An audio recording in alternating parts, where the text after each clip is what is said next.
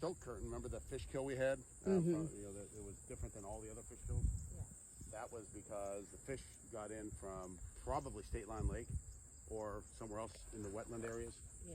Flowed through here and got into the pump system. So all this was brought in to support derailment related efforts. It's too squishy back here. Yep. Yeah. To get back. It looks like the stuff that they put down when they did fracking out at my house. Yeah, that makes sense. Fracking, that's a nasty. Yeah. That's a nasty industry.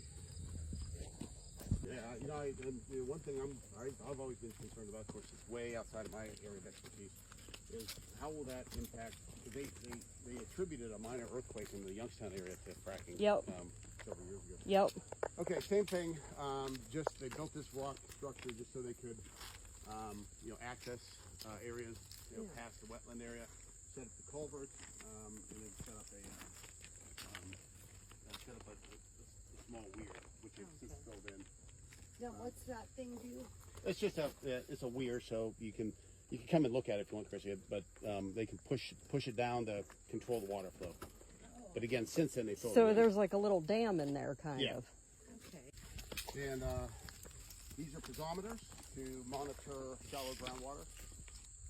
Shallow groundwater, we are seeing contaminants in shallow groundwater. Typical for this type of property. You know, typical Green. right.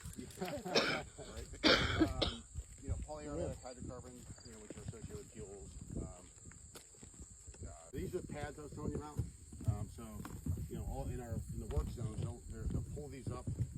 They'll pressure wash them, verify that they're clean, and then they'll send them off for reuse. They rent these, believe it or not. Really? Yeah. I'm sure when they get to this kind of shape, you know, They're done for. yeah. Yeah.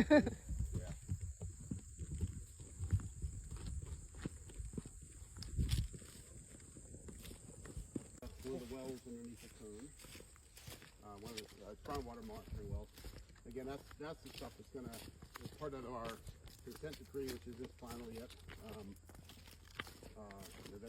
Those are gonna get monitored for a minimum of 10 years. And that's 10 years after we say that they're done with the cleanup. I don't see it giving them the green light on that. It's at least 20. Is the train going to go right through there? The train? Yeah. Right through here? Yeah. Yeah, that's, Okay. yeah. I hear it coming, so I know that. Oh, do you? Well, I heard it a few times, and when I get close enough, I kind of feel like I need to run. So. Yeah. So now you're in the wetland proper.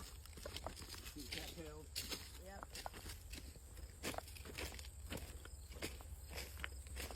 Oh, there it is. So do you want to step back?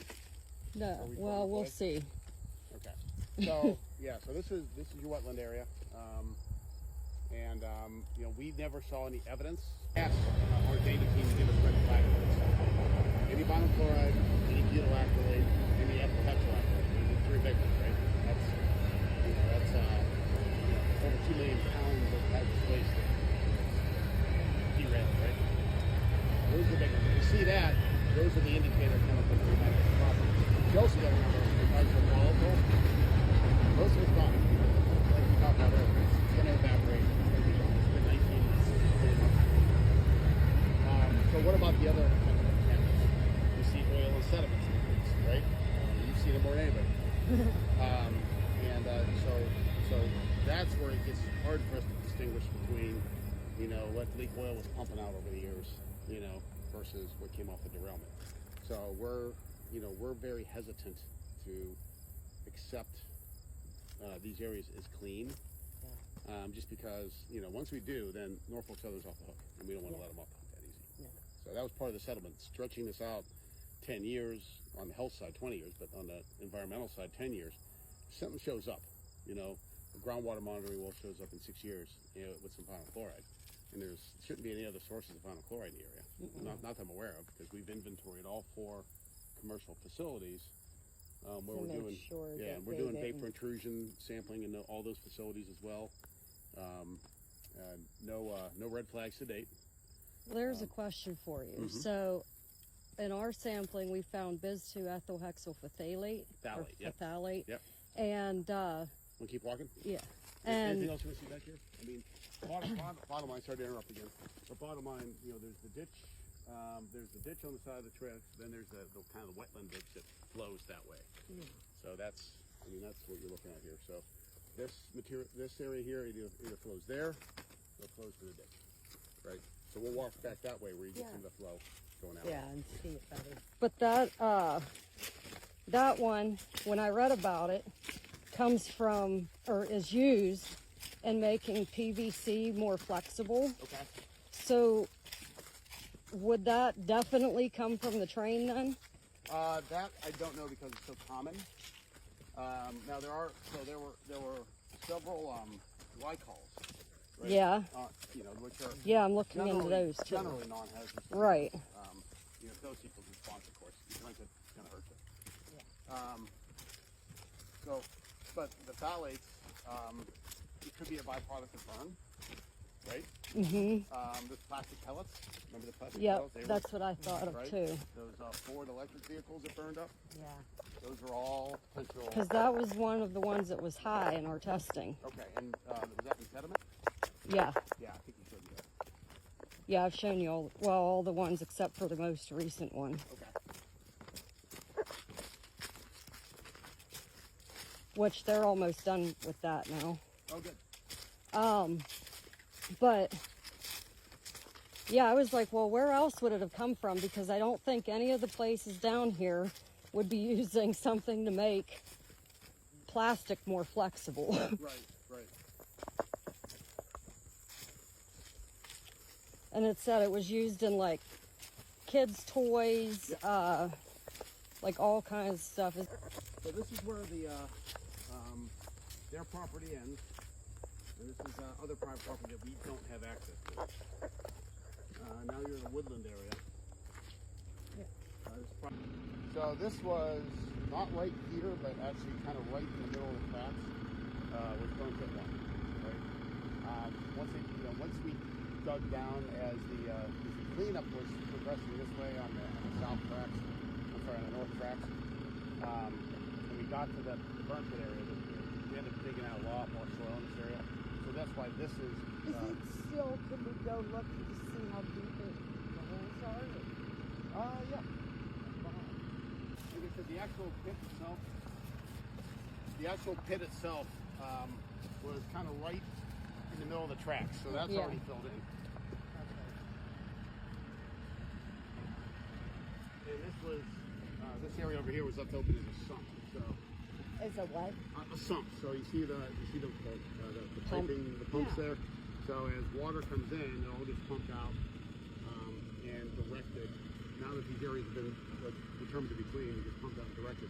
Eventually, they'll build a new culvert system to support the ditch. Oh, okay. Does this piping go over and run down the other side too? Because that's where we were trying to figure out where the pipe comes by Saran Fab that goes down by Stroheckers. Yeah, so right now, a lot of the water management is through piping, you know, because it was established that way. But again, all these areas, with the exception of the area underneath the big blue tanks, because we haven't had a chance to, you know, punch holes down there yet because the tanks just came down. We haven't been able to verify those as clear. And vinyl chloride's a driver for that. You might have low-level contaminants, you know, polyaromatic hydrocarbons, etc., which you would expect in this area. But if we see vinyl chloride, we can't clear it. It doesn't meet the state's regulatory requirements. So vinyl chloride, more dig automatically. Other contaminants we evaluated against various cleanup standards to determine if more soil ash is on. Now, what is this? What's that? The blue things? These are just a combination of absorbent and silt pads. They're just really there to control it. Oh. Yeah. Now, typically you would use silt fencing. Yeah. But I think these were put into place, and don't quote me on this, I think these were put into place just in case they had any petroleum, right? So it would absorb as well. Right? So just keep everything out of the water. Will they come out eventually? Yeah. And all this will get filled in eventually and reshaped and restored. This whole area up here, this was car scrapping area, what we call car scrapping area 3. So as the cars were removed, bunch went over to car scrapping 4 on the other side of the tracks. Some came to car scrapping 3, and they were cut up or removed or just outright. Where was the car scrapping? Right here. Other See where the white vehicle is? Yeah. That's our Coast Guard health and safety guy. That area was where cars were established. And in car scrapping 4, the majority of them were on that side of the right next to Saram Tap.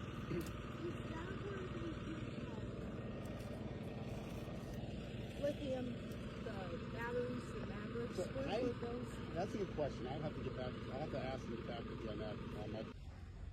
This area right over here, I can't pinpoint the exact location without a map, but it's right in this area where the second burn pit was.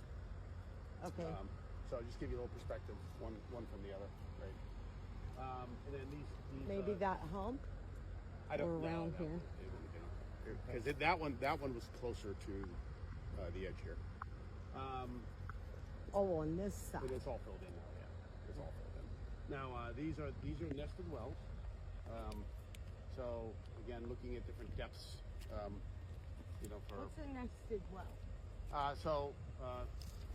One well will be set at the drinking water level, say 90 to 100 feet. Others will be established at shallower intervals. Well, do the mines go through here? I looked at a mine map, and through here, no. But if you go a little bit towards East Palestine Park Yeah. and points south, yes. Again, the map I looked at showed them out that way. So that, given where you live, that makes sense. Yeah. There's a lot up over Jimtown Okay. from what I saw, and then there's some over by the park too. Yeah, by East Palestine Park? Yeah. Yep, that's right. That's what I saw on the map. So again, so these are the wells, and again, This one's the groundwater, Yep. or ground one? there's groundwater monitoring well, yep. And watch your, it's muddy there, Chris, head around. Yeah. Well, fine. So, Okay. yeah, so I mean, if we had the contamination plume in this area, we'll see it at some point. So, And you don't even But- have to, you just, that's neat that they're in place. You guys Yeah. put them in, we ordered the company to put it in. and that one's for, Yeah, these are historic. And this is number 6.